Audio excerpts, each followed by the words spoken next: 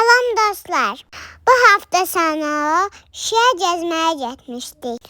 Orada atamın yeni şeirini səsləndirdim. Fanın yaşındasan, şiş qayalar başındasan. Tarixi yaddaşındasan, gül çiçeği dəniz şişə. Sən azadsan əziz şişə. Ümid edirəm çox bəyəndiniz. Gəzintimizə başlayaq.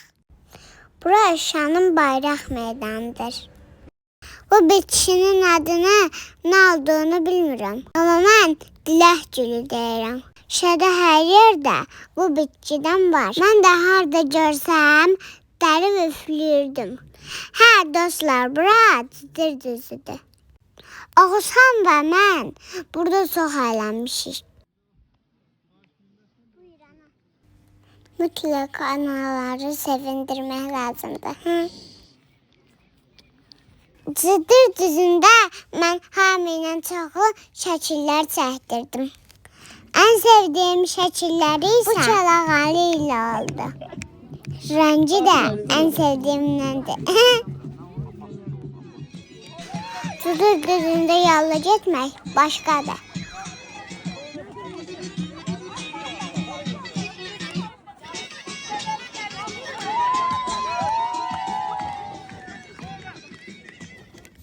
Gördüğünüz kimi çok ama çok eğlenmişiz.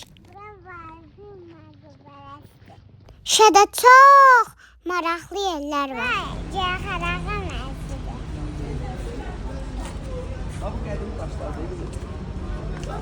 Tabii ki ayakkabılarımızı çıxarmalıyıq. Bura Nəvvabın müzeyidir. Bura ise Kervansaraydır. Təəssüf ki dağıdılıb. Bura İsa bulağıdır.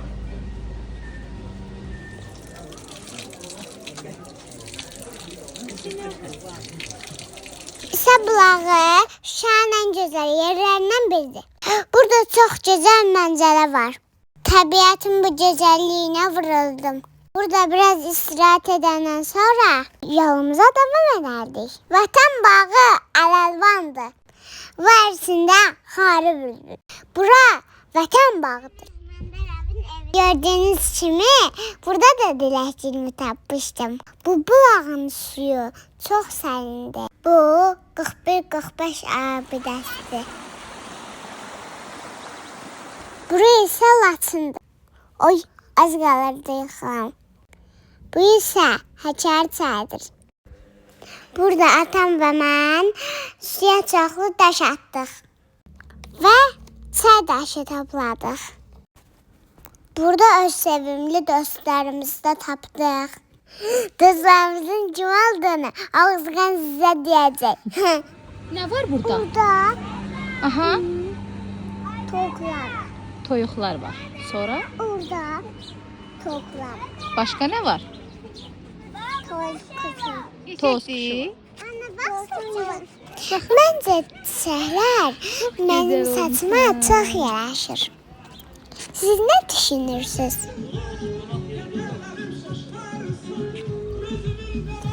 Burada tam istediğim mahnını da tapdım. Təbiətin qoynunda dincəlmək mənə çox yaraşır. İtirançlı bayrağım isə Laçına yaraşır. Bura şəhid bulağıdır. Bu yoldan keçəndə mütləq su için. Burada su qaynayır. Turş sudur bura. Burada ne inirlər? Damya baxırlar. Başka ne inirlər? Həmişəki kimi Oğuzhan öz Su da ambulasında. içirlər. İçdin su? Aferin sana. Atam deyir ki, turşu sağlamlığa çox xeyirlidir. Biraz da gəzəndən sonra yolumuza devam elədik. Və yenə İsa bulağına gəldik. Bilirsiniz, İsa bulağı 1500 metr yüksəklikdə yerləşir.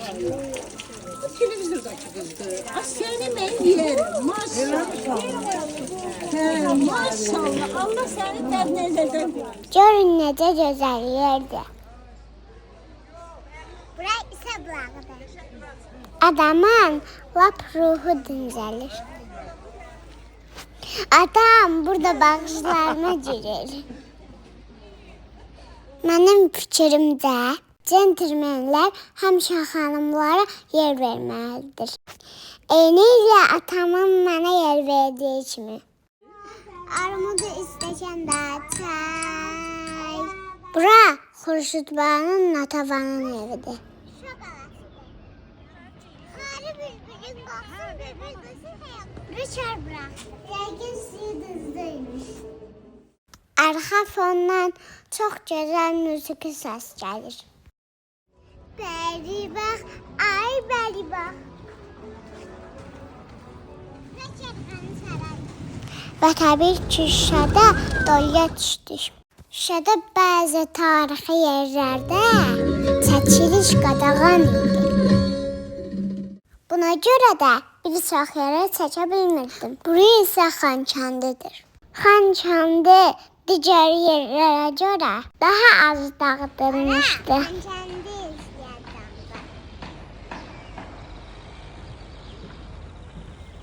Və təbii ki, bayrağımız Xankəndində də ucaldılıb. Xankəndi şəhəri Şuşa və Xocalı arasında yerləşir. Burada hər tərəf yamyaşıldır. Burada çoxlu kafe və restoranlar da var. Və təbii ki, otellər. Tam yenə mahnı oxuyuram.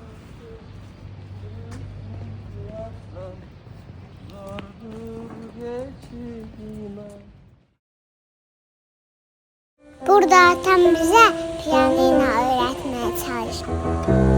Deyəsən nəsə bacardım. Burada isə dərindən nəfəs alın.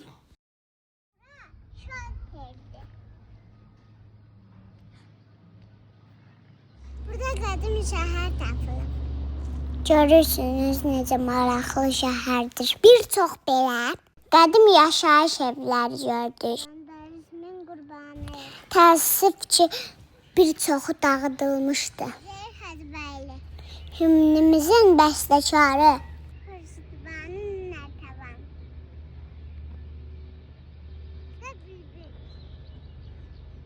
Bəzi səbəblərdən bir çox yer bağlıydı.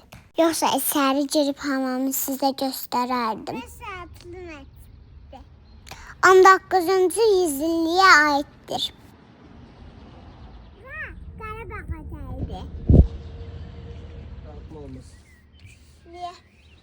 Biz dünyaya dağıtmaq üçün gəlməmişik, yaratmaq üçün. Bu isə Mamayi məscididir və növbəti dağıdılmış qədim yaşayış evi. Bu da xalça muzeyidir. Ancaq bazar ertəsi günləri bağlıymış. Belə yerləri görmək çox maraqlıdır. Yerdə belə işıq yox. Üzündə ay nuru var. Hələ yeri gələndə Ay üzündən nur umar. Aferin sənə.